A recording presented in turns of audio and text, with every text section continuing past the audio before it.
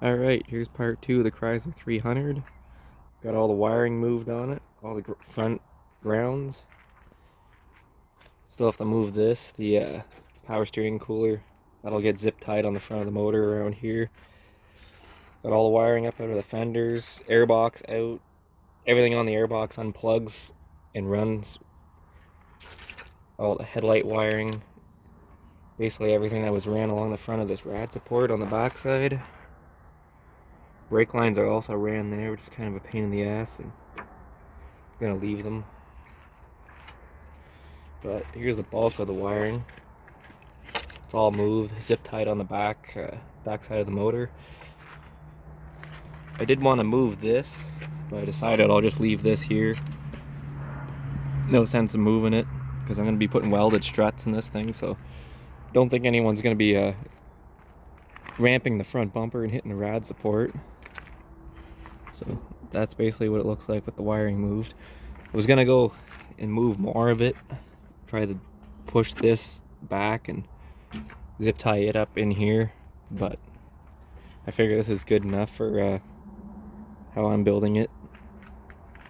Also got all the wiring moved on the inside, so looks messy, but it's actually not that bad. This is all the wiring pretty much from the trunk lid right up until the middle point of the car. Got everything zip tied, so as I go and disconnect all these clips and unplug everything, I just zip tie it as I go so it doesn't turn into too big of a mess. I'm actually running the stock battery cable. These are good to keep for future derby cars also. Nice big long cable, goes all the way from the trunk, runs along the inside of the car, actually bolts up underneath that piece of rubber. And the negative cable is right here. I just self-tapped it quick just so I can get the car around my yard. Got my battery box bolted in. That's the battery I'll be using. It's the stock original, came with the car. It's pretty much brand new, so might as well use it. And in the front, there's some grounds you're going to want to look out for. These studs right here is basically where this went. That's kind of a crappy spot, so didn't move it that far, but at least it's more out of the way than it was. Same thing on this side, another ground stud. So I disconnect that, zip tied it all back there, grounded it out to the shock tower where it can't get hit. Same thing in the trunk. It's hard to see because the trunk's closed, but there's actually a stud back there, kind of near where that rust hole is.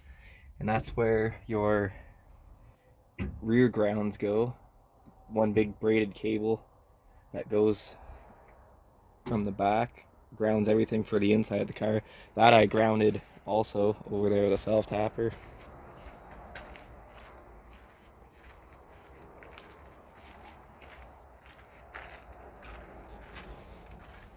That's grounded over here. So all the grounds for the back of the car, they're all in this one loom, which is nice.